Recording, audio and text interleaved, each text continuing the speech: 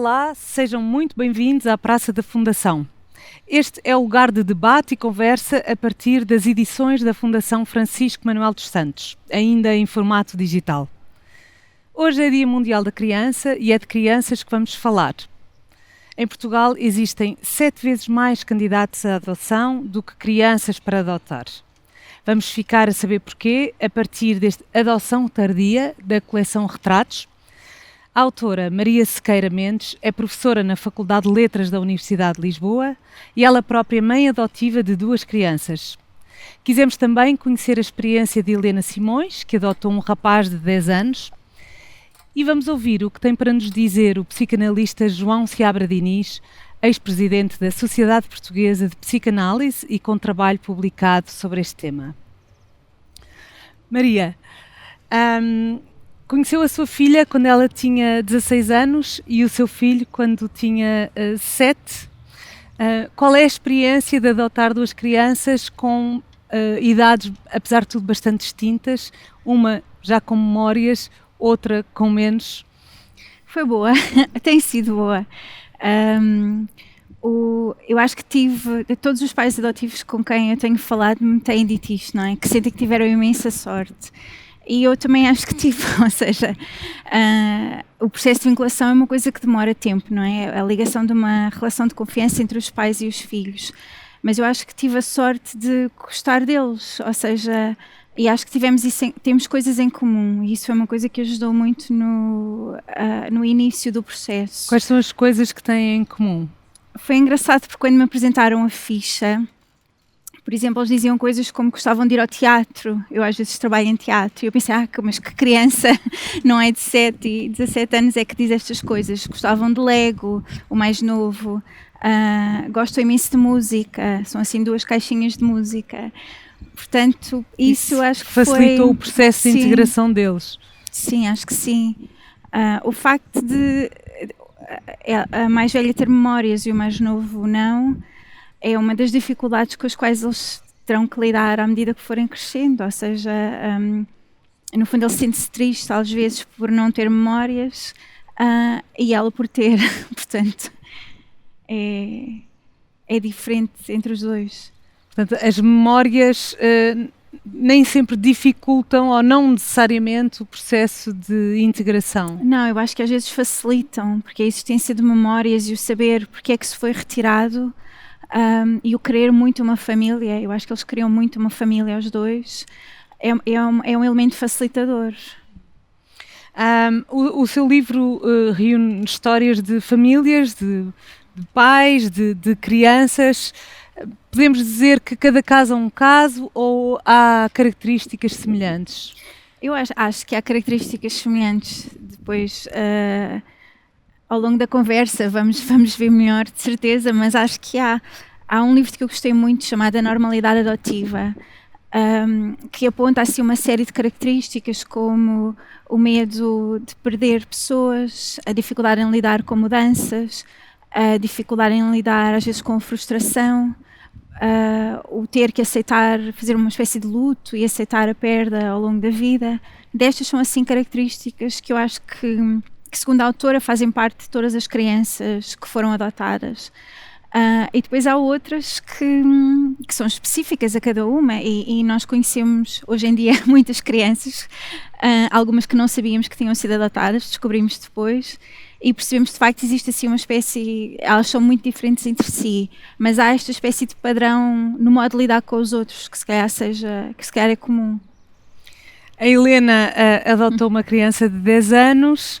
Quais foram os grandes desafios que enfrentou e como é que os resolveu? Eu penso que, desde logo, o embate inicial é um bocadinho violento, digamos assim, porque estamos muito tempo à espera e, de repente, são 2 mundos que não se conhecem e, de facto, vivem 24 horas sobre 24 horas na mesma casa. E, portanto, no seu caso, estava a dizer-nos que esteve à espera 10 anos. Quase 10 anos, sim, exatamente. Foi...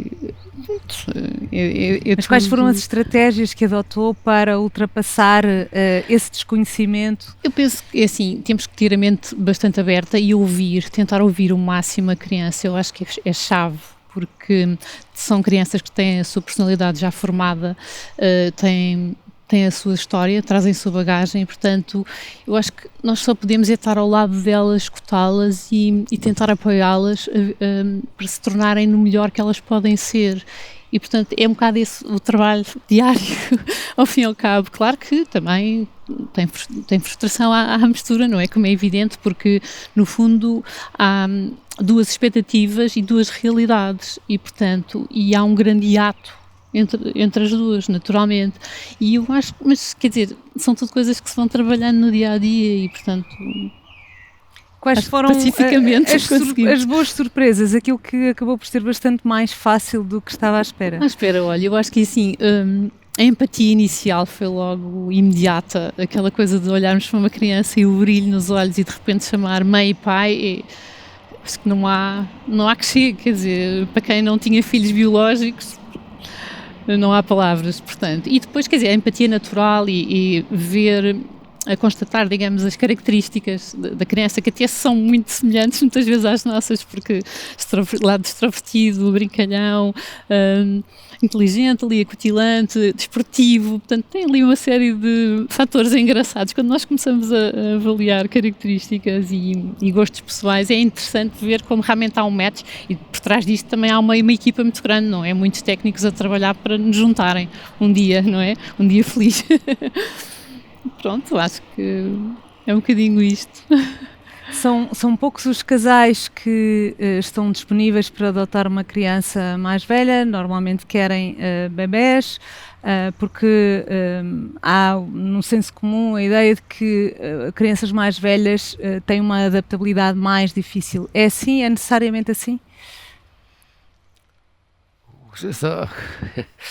Isto é de facto um problema muito complexo e antes de mais eu queria chamar a atenção para o seguinte: mesmo nas famílias em que os filhos são filhos naturais, há muitos desagrados, há muitos conflitos, há muitas coisas, porque há uma diferença entre aquilo que a pessoa imagina, idealizou e aquilo que a pessoa é de facto. As tais diferentes expectativas, duas expectativas e duas realidades que falava a Helena. E eu penso que com os adotantes é muito importante eles perceberem que isto não é assim tão diferente em relação ao que é uma família normal, não é?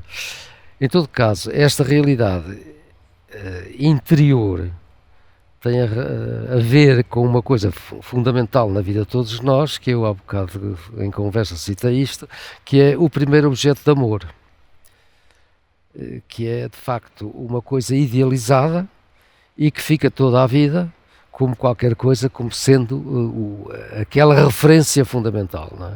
E eu gosto de citar a canção da Beira Baixa, que eu acho que é lindíssima e que tem sido alterada às vezes, que é: quando eu era pequenina, acabada de nascer, ainda mal abria os olhos, já era para te ver. E depois tem uma segunda quadra que toda a gente diz que é que está mal feita cronologicamente, que diz: quando eu já for velhinha, acabada de morrer, olha bem para meus olhos, foram só para te ver. Quer dizer, a referência que cada um de nós conserva de uma imagem de uma boa mãe que nos acompanha e que nos protege, também estará no momento da nossa morte a tomar conta de nós, não é? Digamos assim. Isso é igualmente verdade para crianças que são adotadas? Isto é verdade para toda a gente. E eu penso que realmente uma das coisas que é importante quando a gente fala com casais adotantes ou tenta ajudá-los, é ajudá-los a perceber estas diferenças. Porque toda a gente sabe que acontece muita vez conflitos entre pais e filhos que são filhos naturais, quer dizer, e que barafustam e que protestam e que não sei o quê. Não é? Esta tensão que se gera muitas vezes entre o desejo e a realidade é uma coisa normal do crescimento. E às vezes a tensão é grande porque o desejo pode ser muito idealizado, muito pouco realista, e no decorrer da coisa, a maneira como se ouve e se entra nesta conversa é muito importante. E eu penso que aqui, para os pais adotivos, é perceberem que isto é uma dinâmica que, deste ponto de vista, não é assim tão diferente de uma filiação natural. Você acha que não é preciso, por exemplo, fazer uma preparação para a adoção, quer da criança, quer dos pais? Essa é uma outra questão muito importante, que se me diz é preciso fazer uma preparação, eu digo agora como? Eu que pelo menos mais de 10 anos trabalhei nisto e trabalhei, quer dizer, eu era a única pessoa em Portugal que fazia isso, porque a adoção não havia desde o fim do século XIX e tive que encontrar coisas. Então a minha preocupação, e acho que foi certo, foi diante de um casal que quer adotar, ajudá-los a perceber se isso será bom para eles. Será bom para vocês fazer isto? O que é que vocês esperam? O que é que gostariam? O que é que faziam? E quando via que havia condições suficientes para que eles estavam disponíveis para uma coisa que não vinha de encomenda, então a coisa corria bem. Mas... E de parte da criança? Isto parte-se daqui, dos adultos, e parte-se da criança. Porque, por exemplo... E desculpem, eu repito, acho que é muito importante perceber a importância deste aspecto afetivo e a sua dinâmica. Porque, por exemplo, estou-me a lembrar de um caso de uma senhora que era solteira, que tinha adotado uma menina, que a miúda tinha 3 anos, e a mãe tinha-lhe explicado que não tinha vindo da barriga dela, porque a mãe era uma cientista e, portanto, achava que devia fazer. E um dia estavam na cama de manhã, um domingo de manhã, a dar beijinhos e essa coisa toda, e a miúda olha para a mãe e diz: "Oh mãe, eu gostava tanto de ter vindo da tua barriga." E a mãe disse: "Mas não vieste?" Quer dizer, não interessa, o que ela disse, pronto, fica assim combinado. E quando pensamos nisto assim, não é? Quer dizer, é relacionar a realidade objetiva com a dinâmica afetiva das pessoas, não é? E que de facto, e esta dinâmica afetiva, quando eu falava com casais que queriam adotar, é muito importante perceber a qualidade dela. E qual é a dinâmica para a criança? Desculpe insistir neste ponto. É de facto... quer dizer, como é que se prepara uma criança para, sim, de repente, do dia para a noite, porque é assim que acontece, passar a chamar mãe e pai, ou não passar a chamar, mas ser suposto a olhar para aquelas pessoas, ou só mãe, ou só pai, enfim? Essa pergunta é muito importante. E eu vou contar 2 casos, porque isto, de facto... Contando casos reais é melhor que a teoria, não é? E eu há bocado estava ali antes de começámos a contar isto, e eu contei que era um casal com quem eu falei várias vezes e vi que tinham boas condições para isso. E depois levei-os a um internato onde eu trabalhava, onde estavam os miúdos, estavam habituados a ver-me por lá e a conversar e tudo isso, e levei o casal como um dos meus amigos, estivemos ali a lanchar, a brincar, a fazer aquelas coisas todas. E depois fomos embora. E 2 dias depois, eu fui lá e falei com essa menina que ia ser adotada e perguntei-lhe: "Olha lá, aqueles meus amigos que estiveram cá a lanchar outro dia, lembras-te? Perguntam se tu queres ir passar lá o fim de semana." Eu não falei em adoção, fim de semana. E ela disse: "E se eu não quiser ir?" Eu disse: "Se não quiseres ir, não vais." Então, e se eu quiser ir e quiser voltar? Eu disse: "Mas voltas, com certeza que voltas, porque é que não has de voltar? E se eu quiser ir e quiser ficar?" Ela fez-me um interrogatório, isto é típico. A colocar todas as possibilidades. E eu disse: "Isso agora não sei, tens que falar com eles." Foi logo se vê. Ela foi. Passou um dia e no segundo dia disse assim: "Vocês não querem ser os meus pais?" "Ah, que boa ideia, vamos ser então." E ela passou a ocupar-se dos pais neste sentido. O senhor fumava e ela começou a ralhar com ele: "Estás a fumar, isso faz-te mal." Não sei o que. Isso também nos acontece em casa. Mas acabou por ser uma decisão da própria criança, não é? A preparação da criança assim, não é? foi decisão da criança. Com um casal que ela sentiu que era bom, mas que não lhe pedia nada. Não dizer estes agora são os teus pais, não se pode dizer isso a ninguém. Quando vê uma pessoa que ele nunca viu, diz são os teus pais, a criança chora, não são. Quer dizer, tem que haver uma projeção das coisas afetivas para que assim aconteça, não é? E estes fantasmas, digamos assim, que estão na cabeça das pessoas, acontecem muito. Por exemplo, nesse internato onde estava esta miúda, que era uma vivenda ali na parede, e que tinha um jardinzinho, e cá fora depois já havia no jardim um portão onde se passava para a rua. E um dia eu tinha lá ido trabalhar e vim, desci a escada, desci-me ao portão para sair, e encostado ao portão estava um rapaz com 11 anos e disse-me assim: eu não te deixo ir embora. E eu fiquei assim, olhei para ele e disse-lhe assim: já pensaste que se eu não me for embora não posso voltar? E ele abriu a porta e deixou-me sair. Maria, no seu caso, como é que foi feita essa preparação para a adoção? No meu caso, eu fiz as sessões de formação da Santa Casa, e eu acho que tive muita sorte, fui bem acompanhada ao longo do processo todo, correu bem. O que eu senti quando chegou o mais novo, eles não vieram ao mesmo tempo, foi que havia questões específicas que eu desconhecia. Ou seja, e foi aí que eu comecei a ler e a tentar perceber depois fez o site melhor. Precisamente para isso, não é? Sim, para portanto, agregar informação. Sim, o site é lançado hoje, chama-se Parabéns. Adotar e Acolher. E a ideia, nos outros países, no Canadá, nos Estados Unidos, na Inglaterra, isto já é uma coisa comum, ou seja, existir um sítio onde os pais e as equipas também podem, no fundo, ir à procura de informação.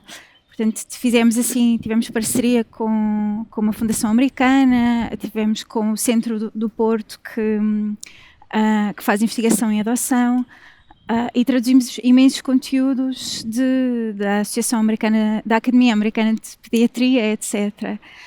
E isso eu acho que me ajudou. Aliás, eu comecei a fazer o site, as coisas que eu tinha lido tinham-me sido úteis, e havia uma outra mãe que estava com dificuldades e eu comecei a traduzir para ela. E depois pensei, de facto, por que não disponibilizar. E as equipas já começaram a usar os materiais, isso foi uma coisa que nos deixou muito contentes, porque é verdade que a relação afetiva é o mais importante, mas é muito difícil, pelo menos para mim foi, no início, com crianças muito desconfiadas, aprender a ter a calma e a paciência, e eu achava que era uma pessoa calma e paciente, tinha-me em boa conta nesse sentido, mas que depois nos levam a reagir de uma forma muito tranquila às coisas mais difíceis. Desculpe só, porque a história das crianças pode trazer-lhes dificuldades. Claro. E é por isso que eu acho que às vezes é preciso um apoio, ajudar a pessoa na prática, não é antes, não é fazer um curso. É ajudar no concreto, não é? Porque há um caso que eu penso que é extremo e é muito significativo, que eu conheci, que era um casal que não tinha filhos e tinha uma empregada doméstica que ia lá há dias e que tinha um filho pequeno. E o filho ia com ela. E o casal gostou muito do miúdo e o miúdo foi crescendo, e quando chegou aos 14 anos ou 13 anos, não sei o quê, houve uma situação na vida da mãe, que a mãe foi-se embora, foi com outro homem, foi-se embora e deixou o miúdo em casa destes casados e disse: vocês podem adotá-lo. E eles ficaram contentes, que o conheciam de pequenino, e disseram que eram agora os pais. E o rapaz nunca lhe chamou pai nem mãe. E eu falei com eles várias vezes e disse: não insistam. Mantenham a vossa posição, respeitem a situação da pessoa. E sabem o que é que aconteceu? É quase inacreditável. Quando o rapaz fez 18 anos, passou a chamar-lhes pais e mãe. Porque agora era ele que decidia. Exatamente, ele adotou os pais. E reconhecia uma situação, percebe? No seu caso, Maria, como é que foi ajudar os seus filhos a adaptarem-se? Acho que foram coisas pequenas, algumas que eu acho que nós fizemos mal, ou seja, por exemplo, o mais novo dormia mal e nós inventámos imensas coisas, borrifadores de monstros, tínhamos uma espada de plástico à cabeceira, bonecas de preocupações, ou seja, fomos hiper criativos. quando na verdade eu acho que a coisa mais útil e necessária era ele ter ficado num quarto muito mais perto do que o nosso, há um corredor grande que separava os quartos, ou ter dormido umas noites connosco. E portanto essa eu acho que foi uma das coisas que nós devíamos ter feito melhor. De resto, a preparação foi sendo a pouco e pouco. Eu acho que há coisas que levam também tempo até se conseguir de facto criar essa ligação de confiança. Não gritar, não bater, não levantar a voz, tentar ser paciente e depois e tentar ouvir a criança, como a Helena estava a dizer, que de facto é o mais importante, perceber quais são as necessidades, perceber qual é a origem dos comportamentos, como se costuma dizer. Isso eu acho que ajuda, porque às vezes o comportamento é uma birra ou uma coisa assim super agressiva até, não é, do ponto de vista de desafiar, mas quando nós vamos à origem do comportamento, percebemos, estava assustado ou tinha medo de uma coisa qualquer, e isso ajuda, acho eu. Helena, a escola desempenha também um papel aqui, é fundamental para a adaptação. Como é que foi no caso do seu filho? Eu sinto que a escola é a parceira fundamental dos pais no caminho da educação. No nosso caso, nós tivemos sorte na escolha, digamos assim, porque não é fácil, não é? Nós todos temos que escolher uma escola para os filhos e, portanto, nós optámos por uma escola mais pequena, que exerce de alguma forma mais contenção, porque eu acho mais que eles familiar, precisam de se sentir acompanhados, mas tem que haver vigilância, mas tem que se perceber o que é que se está a passar. Tivemos imensa sorte, sempre nos falámos muito bem com as diretoras da escola, porque são escolas pequenas e há muita facilidade de diálogo e toda a gente se entrega e empenha muito, porque percebem logo quando está triste, quando fez alguma asneira, foi por alguma razão, vamos tentar perceber. Portanto, se toda a gente trabalhar um bocadinho em conjunto, eu acho que isto é importante. Tivemos outra experiência menos boa numa escola maior. E de facto os professores são escolas não estão preparados para são muito viradas a casos. Objetivos e por mais inclusivas que digam que são, na verdade não sentimos isso e portanto imediatamente o transferimos de novo para uma escola mais pequena, que aí sim eu acho que ajuda bastante mais. As pessoas têm outra maneira de pensar, acho eu. E têm mais facilidade, de facto, de endereçar o problema no momento, porque isso também é importante, não é? Às vezes são pequenas coisas que se tratam facilmente e quando muitas vezes a escola não quer saber ou não tem tempo ou não tem esse objetivo, digamos assim, é mais difícil. A importância dos colegas. Lemos aqui no livro que para várias crianças os colegas desempenharam um papel fundamental. Importantíssimo. Nosso filho até hoje ainda se dá com os colegas da primeira escola e iam lá para casa acampar e, portanto, ele é um miúdo que facilmente faz amizades e, portanto, muita sorte nesse aspecto também, não é? Porque é decisivo eles terem ali elementos de conforto da idade deles. Segundo os relatos, alguns dos relatos, os colegas são quase um espelho ou um farol que os guia, ajuda, não é? que os guia e que no fundo lhes dá algumas pistas para descodificar o novo ambiente onde estão, não é? Porque há coisas que sim, porque os colegas acabam por ter essa função importante de, por exemplo, no início, não é? Pôr e tirar a mesa. Eles perguntam, não é? Porquê é que eu tenho que fazer isto? E em quase todas as histórias do livro, de facto, o facto de irem a outras casas e perceberem que os outros miúdos fazem a mesma coisa, leva-os a pensar, isto não são estes pais que são malucos, demasiado exigentes, etc. É uma coisa que se faz. Pronto. E isso eu acho que é muito, muito importante. O estudar, não é? Ter bons hábitos de trabalho, ver que se está num sítio onde os outros miúdos também estudam. Um dos casos de que eu gosto muito do Emanuel, que foi adotado muito tarde, já com 14 anos, e ele conta que aqueles colegas foram fundamentais e que lhe ensinaram tudo, a brincar, a alimentar-se, a estudar. E isso é falar com os mais velhos. É falar com os mais velhos. É verdade. A Helena esteve 10 anos à espera do seu filho. O que é que não funciona bem no processo de adoção em Portugal? Eu não tive essa experiência. É uma experiência que mais pessoas têm. O meu processo foi muito rápido. Descobrir quando não funciona bem o quê? No processo de adoção. O processo de adoção. O processo em si. No processo em si, eu diria burocrático, digamos. Eu gostava de... Desculpem não interromper, mas isto... Não, isto é uma conversa. Acho que o processo de adoção tem que ser visto no conjunto das dinâmicas das relações dos pais com os filhos. Todos. E de facto, esta dificuldade de encontrar uma criança, depois é um miúdo, um adolescente e tal, que vai construindo o seu mundo a partir de toda uma experiência que pode ser feita fora de casa, é qualquer coisa que interroga os pais e que é difícil às vezes aceitar. E de facto, eu tenho muitas vezes ajudado pais que não são adotivos, pais naturais, a perceberem o que é que se passa com os filhos e ajudar que as coisas corram bem. Eu penso que estou a dizer isto porque acho que é muito importante que as pessoas que adotaram não sintam que são um caso especial. É uma relação parental de pais e de filhos, não é? E que, neste caso, eu tentava perceber em relação aos casais que queriam adotar, a mesma coisa que digo às vezes em casais que têm filhos e pensam ter filhos. Eu digo, vocês só tenham um filho se sentirem que é bom para vocês. Claro. Não, mas neste caso eu perguntava mesmo em relação ao processo burocrático.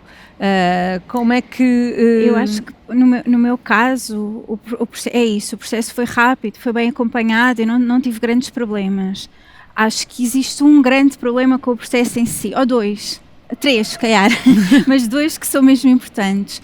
O primeiro é a idade da adoção, ou seja, o facto de, a partir dos 16 anos, legalmente, e no último capítulo há 2 casos desses, as crianças já não poderem ser adotadas. Isso determina a vida de muitos miúdos, porque há mais de 2.000 jovens agora em casas de autonomia, porque quando se aproxima a idade dos 14, 15 anos, começa a ser muito difícil encontrar uma família que os queira adotar. As próprias equipas, sabendo disto, começam a pensar que se calhar o ideal é um projeto de casa de autonomia e de repente estamos a tirar a possibilidade, ou uma possibilidade importante, daquele jovem, no fundo, ter uma família que fica para a vida inteira. E há uma desistência. Há uma desistência do sistema, quando na verdade o sistema está, quanto a mim, a penalizar crianças que demoram muito tempo a tirar de situações de risco. E há muitos casos, no livro fala-se de alguns, eu entretanto fui conhecendo outros, de crianças que dizem muito cedo, aos 6, 7 anos, aos 12, aos 13, que não querem ter mais contacto com a família biológica. E os juízes muitas vezes continuam a insistir, têm uma certa ideia do que deve ser a família.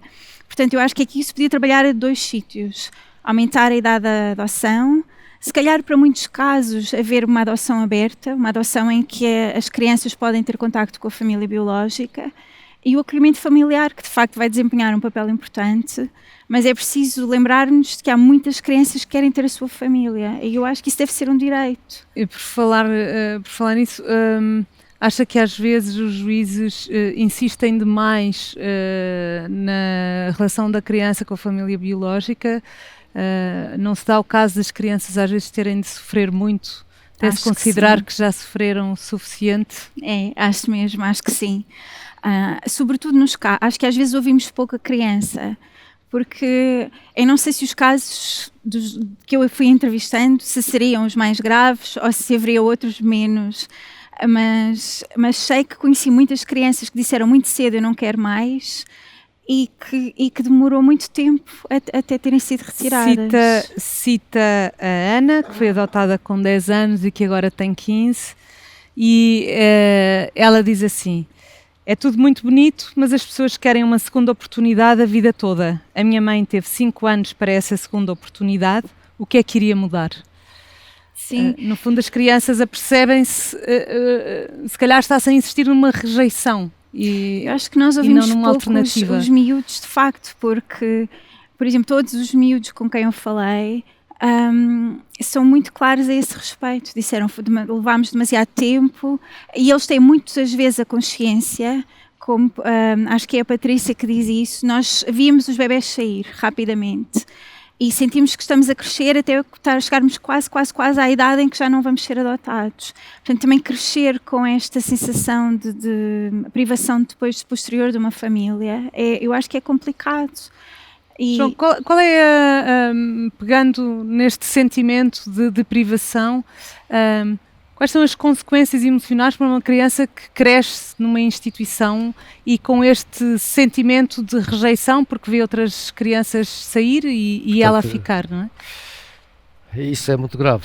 Quer dizer, eu acho que deve ser uma preocupação muito grande das pessoas que lidam com estas crianças, a maneira de fazer estas coisas, porque pode ser uma situação extrema e há muitas situações extremas.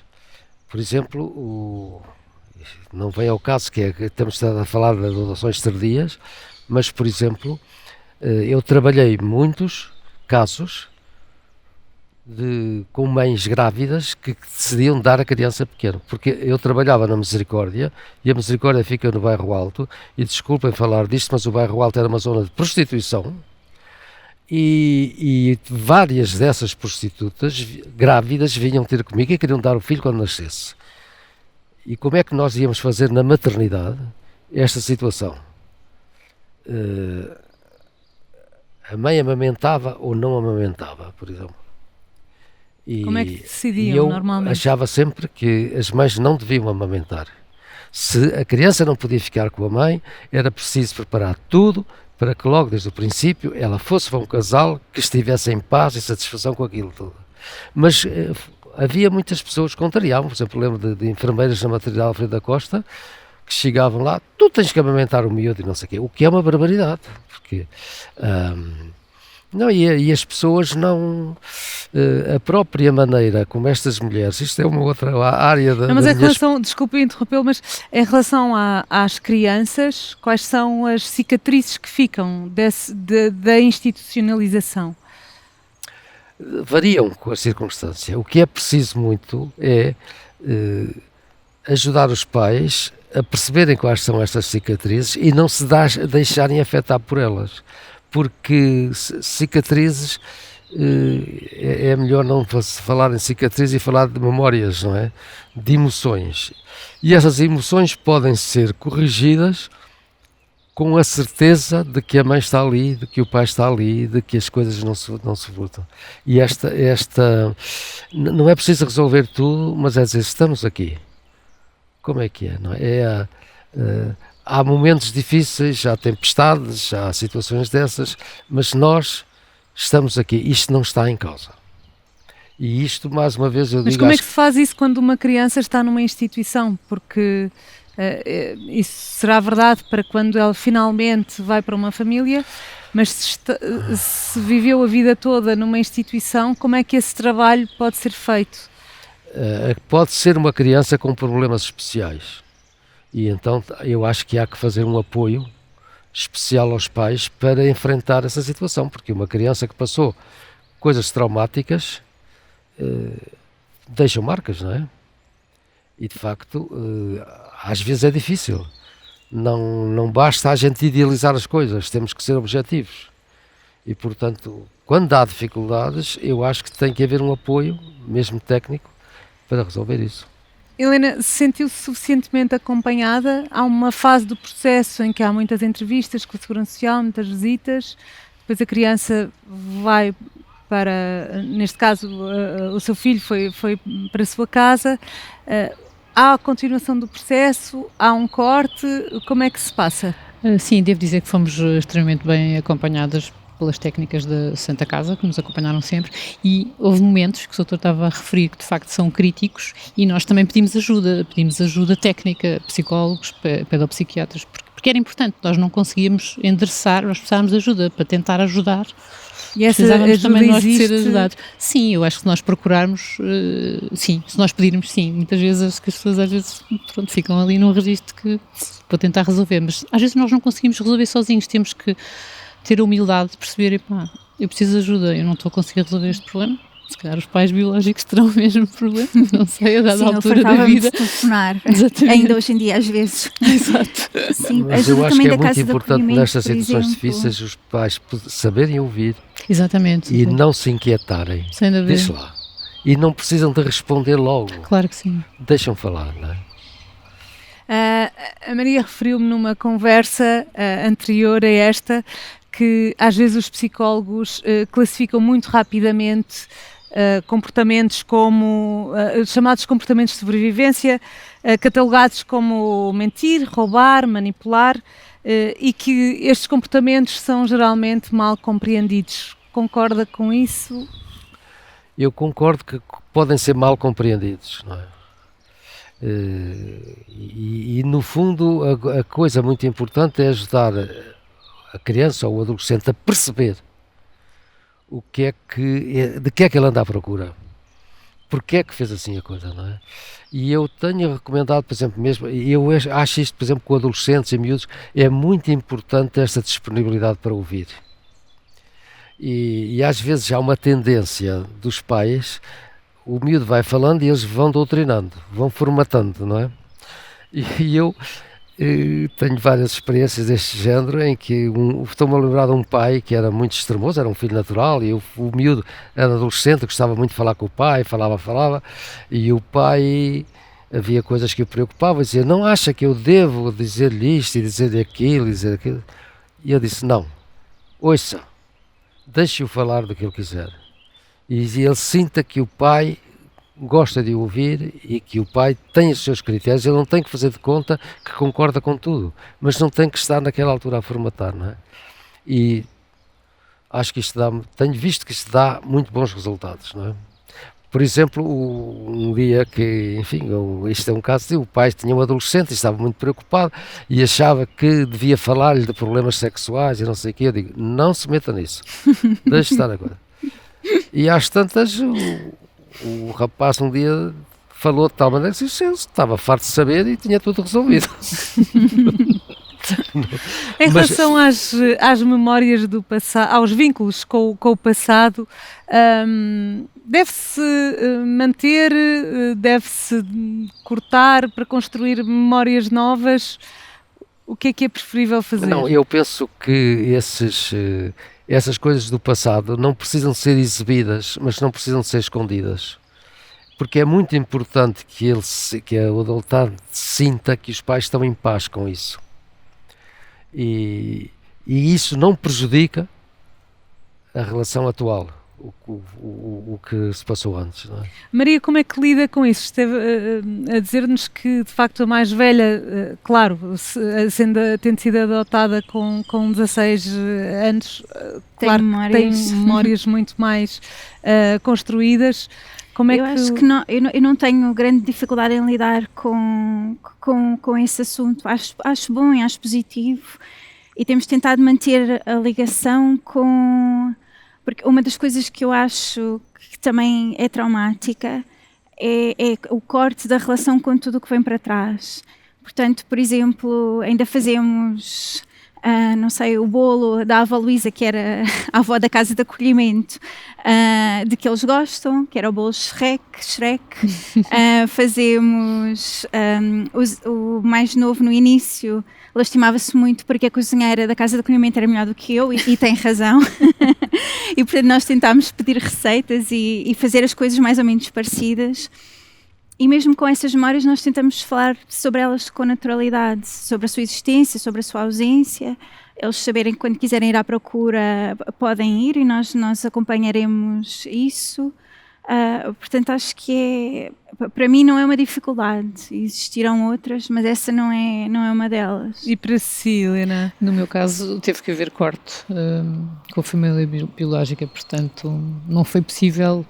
Com alguma mágoa minha, eu penso que sempre que possível talvez seja mais fácil para a criança ter esse conforto, porque eu acho que sinto que o nosso filho não teve. Não, mas é possível ir falando sobre nós o falamos assunto. sempre, exatamente, sem dúvida, e nós temos imensa preocupação em tornar sempre o diálogo aberto, é muitíssimo importante.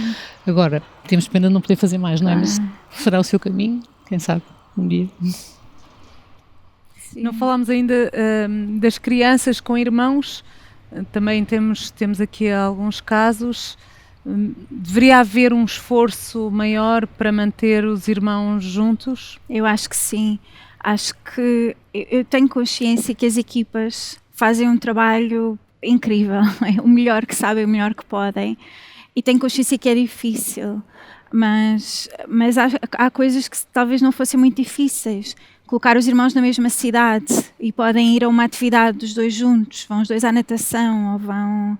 Portanto, quando não é possível manter os irmãos juntos na mesma família, tentar encontrar maneira de serem adotados ao mesmo tempo por duas famílias que são compreensivas e que se comprometem a manter as ligações.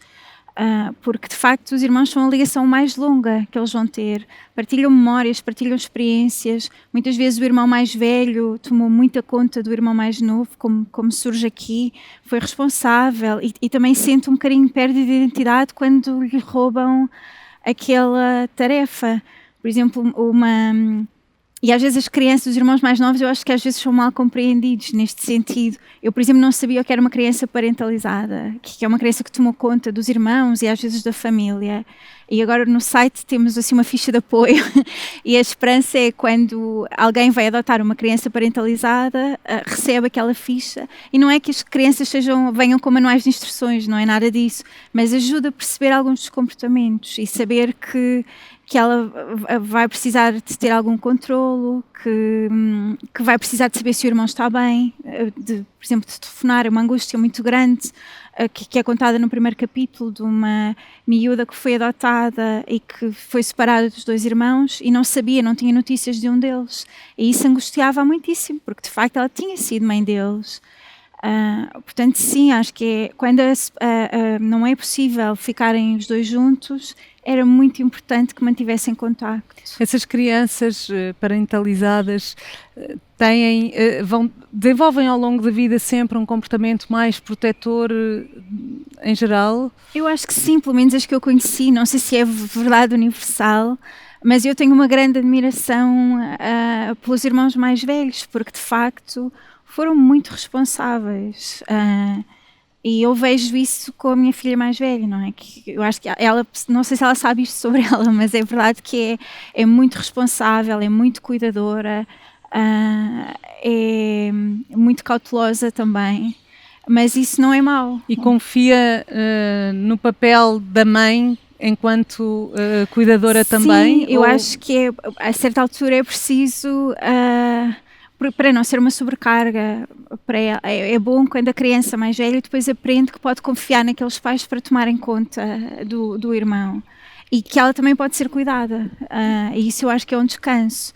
Portanto, também não se pode retirar totalmente esse papel. É isso, por exemplo, há assim, dá sugestão, por exemplo, de às vezes a irmã mais nova poder continuar a dar banho ao irmão mais novo, a irmã mais velha poder continuar a dar banho ao irmão mais novo. Portanto, manter pequenas tarefas, mas à medida que o tempo vai passando, perceber que pode relaxar, pode descansar, ele agora está seguro, tem pais que tomam conta dele e que tomam conta dela. Isso é, porque há bocadinho eu estava a pensar que de facto o afeto é a relação fundamental, mas eu acho que o mais difícil no início é nós convencermos estas crianças, e isso eu acho que é uma grande diferença em relação à parentalidade biológica, de que elas podem confiar em nós. E esse para mim é a parte mais incrível do processo, porque depois quando isso acontece é assim mágico e maravilhoso, mas é um processo que leva muito tempo e que eu acho que é muito diferente, porque os pais biológicos, não é? O bebê nasce e os pais à partida não precisam, não é, de estar ali a dizer não, eu vou tomar bem conta de ti, eu não te vou mentir, eu não te vou fazer mal. Nestes não, eu lembro-me de uma vez que nós nos atrasámos a dar o almoço ao mais novo e ele entrou em pânico. Ninguém me alimenta nesta casa. E eu pensar, não, foram só 10 minutos, está tudo pronto. Portanto, essa é uma diferença. Rotinas também para dar confiança. Sim. O tempo nunca chega para temas como este. Se quiser saber mais sobre a adoção, recomendamos mesmo que leia o livro, porque encontrará muitas pistas para reflexão. Pode ainda consultar o site da Maria Sequeira Mendes em adotaracolher.pt. A Praça da Fundação volta no dia 7 de junho para olharmos para os museus de Lisboa. O que nos dizem eles sobre a cidade e sobre nós próprios? E para que servem, afinal, os museus? Até para a semana.